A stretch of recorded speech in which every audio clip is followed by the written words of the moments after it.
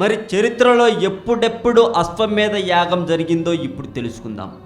లిఖిత చరిత్రలో అశ్వమేధ యాగ నిర్వహణ రెండవ చంద్రగుప్త మౌర్యుని తండ్రి మొదటి సముద్రగుప్తుడు హయాంలో జరిగింది.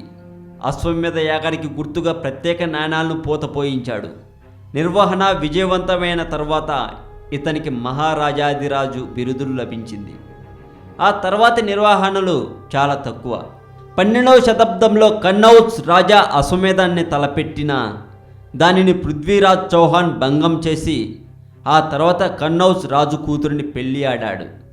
చరిత్రలో తెలిసిన చివరి నిర్వహణ జైపూర్ రాజైన ఆంబర్కు చెందిన జయసింగ్ 1716లో జరిపిన యాగం. కర్దమ ప్రజాపతి కుమారుడు యులుడు అశ్వమేధం నిర్వహించి తన పురుషత్వాన్ని తిరిగి పొందాడు అంటారు. ఈ అశ్వమేధ యాగాన్ని రాజ్య ప్రయోజనాల కోసం, రాజ్యం యొక్క శ్రేయస్సు కోసమే చేస్తారు అని చెప్పుకుంటూ ఉంటారు పెద్దలు. అశ్వమేధ యాగం గురించి నేను రీసెర్చ్ చేసిన ప్రకారం ఈ విషయాలు తెలిసాయి. మరింత సమాచారం తెలుసుకున్నాక ఇంకొక వీడియో పబ్లిష్ చేస్తాను.